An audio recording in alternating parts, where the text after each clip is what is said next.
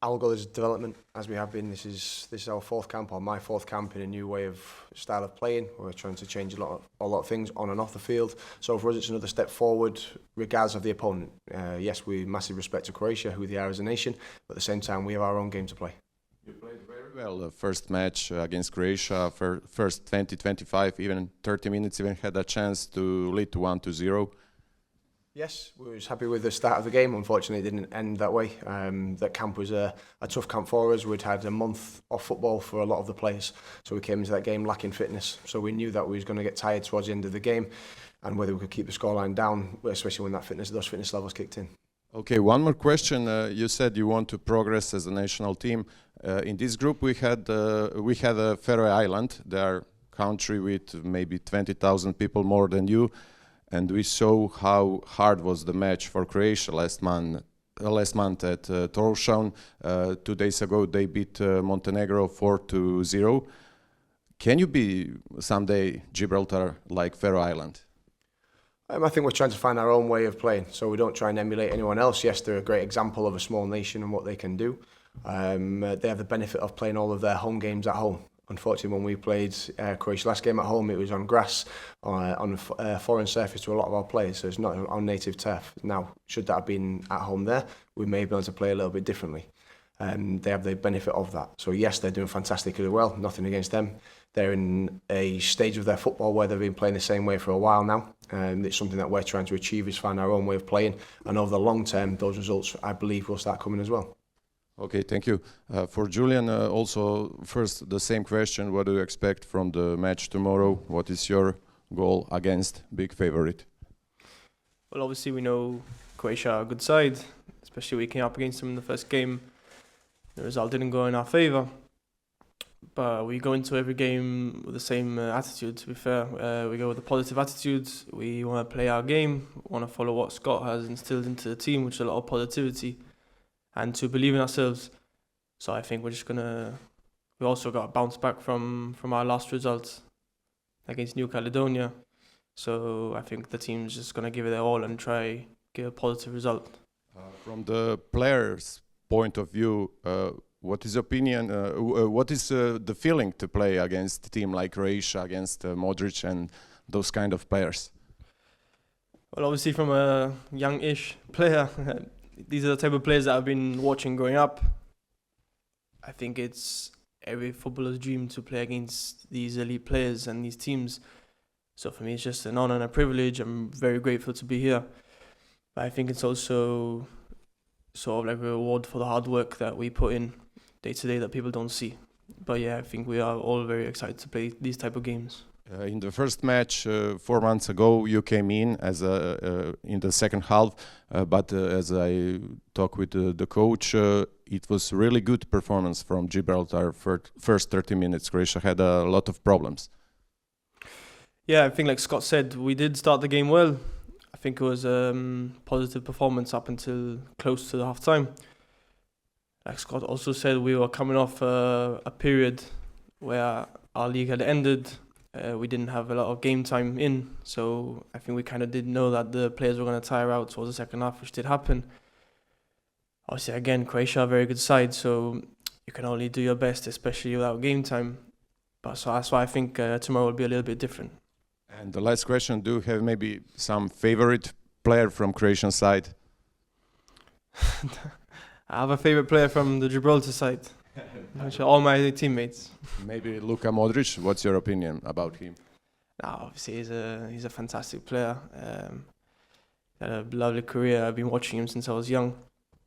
I've always been a fan of him, but obviously tomorrow's different. Tomorrow he's my opponent.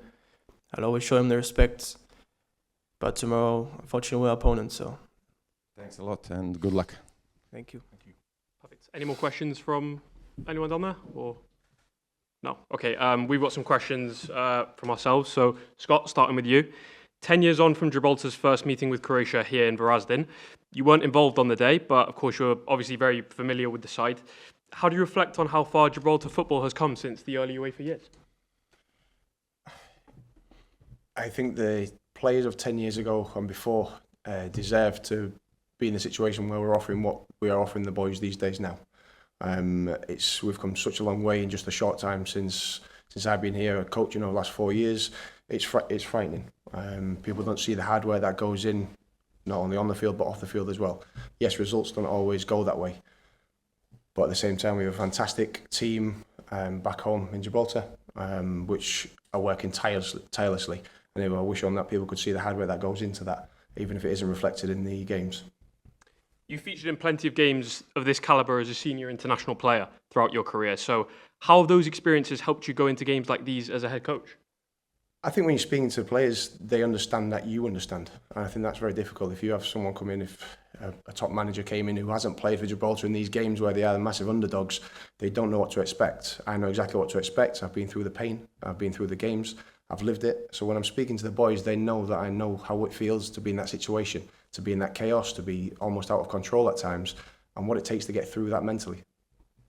Undoubtedly, I think we could say that the Croatia match back in June was probably your toughest test as Gibraltar head coach so far.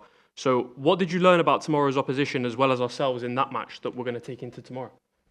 I didn't learn anything. I didn't already know about Croatia. They're a fantastic team and they're never going to show us anything differently than we already knew. We learned a lot about ourselves as individuals, me as a coach, and it's those experiences that are going to take us forward when we play against the teams that are at our more competitive level. So you mentioned that Croatia are obviously a side with massive quality and depth. So are there any tactical adjustments that need to be made to accommodate that level of ability? Of course, we have to respect our opponent all the time, regardless of who they are, especially when it's a historical nation like Croatia. So we have to attack that. We have to change things from the last time because, yes, we got tired. Yes, we got exposed. That's always going to happen against the top teams, but it's how we limit those on the day. And one final one for you. You spoke after New Caledonia about tomorrow's game being the perfect opportunity to react to the disappointing performance. How have the reactions been in training and what message have the players been sending you through their actions?